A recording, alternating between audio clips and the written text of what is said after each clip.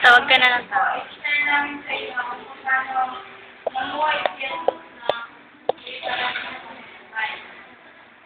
Makikita po natin yung givers sa Luke chapter 2 verse 4.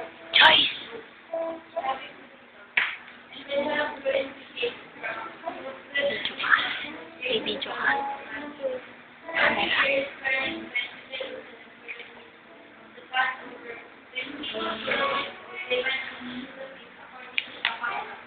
After the feast was over, when the parents were returning, the boys stayed behind the children, but they were unaware of it.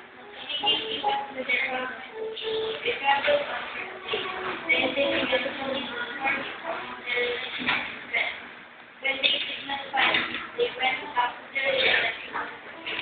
After the Station. Labas mo ang ba?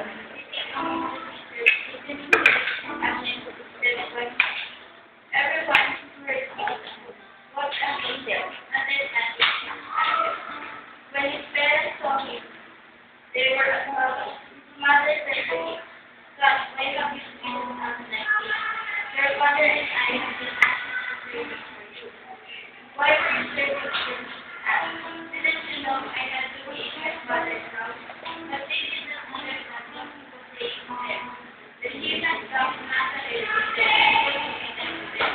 But his mother treasured all the things in her heart, and was busy doing for them and saying, and it gave her his understanding. Dito po makikita natin may apat na bagay kung paano nagkaroon ng balansing buhay. Number 1 po is mag-set ng life at buhay. So, dapat tayo habang bata pa tayo, matutuwa tayo ng buhay ng sirang. Meron kung dalawang bagay na pwede maka-influence sa atin. Una, yung pinabasa natin. Paano mo ma-influence na yun? Ikaw kapag nagpagulay ng buhay mo about sa lahat, maaaring yung mga ginagawa nila, pwede rin namin i-reflect. Kaya dapat yung mga pinabasa natin yung mga pero hindi naman sinasabi na Bible na lang yung sabi natin pagkasabi. Pwede rin naman tayo ng mga purpose-driven life. Yung mga dahil naman sa yung purpose natin. Tapos, pangalawang pwedeng maka-influence sa atin ay yung mga taong maliit sa atin. Sino ba yung mga taong lagi maliit sa atin? Diba yung mga kaibigan natin? So ngayon, tanong ko sa inyo, yung mga kaibigan nyo na maganda o kung mag-iwan sa bagay lang yung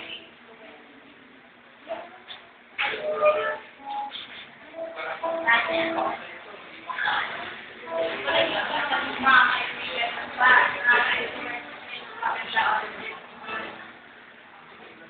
kaibigan na ba?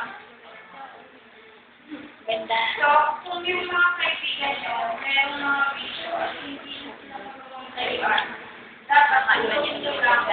Kayo yung mag-influence sa kanila ng magandang habit, or share sila ng word of God, at ipag-pray sila para makakabula ng tao.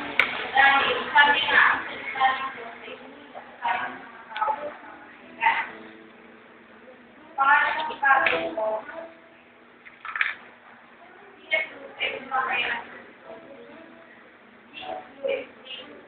ano ba yung station? Sa development natin. Ang ating exercise, hindi natin ay kumakatawan sa ating development. Paano natin naiwan ang uri ng ating pagkain sa uri ng pagkain natin? Paano mata? Diba siya yung sinus na kaya at seka na Ba't ganito? wala namang sinabi na kumain sila ng mga na pag-sabi ng patayin. Wala namang sinabi. Ako, sa exercise naman, dapat, di ba hindi tayo masyadong makapag na exercise? Baka kung sinabi mo mag-exercise,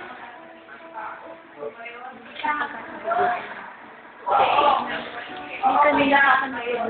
Baka exercise ka, ang kawan natin. Kaya natin nangyayaan na yung mga yung katawan natin na parang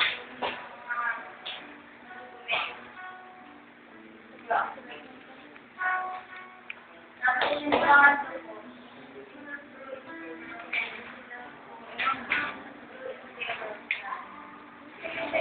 bakit po pala mga Panginoon ng mga tao? Sabi ko sa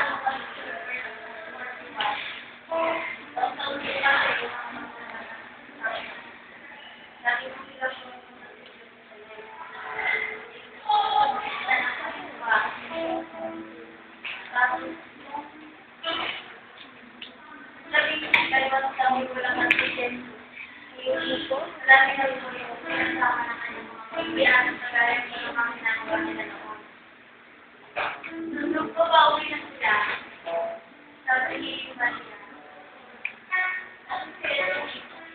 akala na natin ito.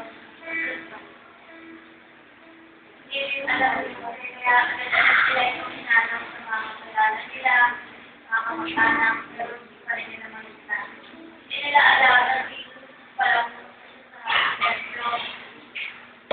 Po siya doon, nakikita sa mga guro. Nung ikatlong araw, natagpuan na nila dito sa templo. Kasama ng mga guro. Sabi nga po dito, verse 14. Nang ikatlong araw, natagpuan nila dito sa templo. Nakaulong pa sa mga guro. Nakikinig sila sa mga lahat ng marinig sa kanya sa mga sige po ba hindi makakasaan so inakulan mo sa ulo para siya Pera yan.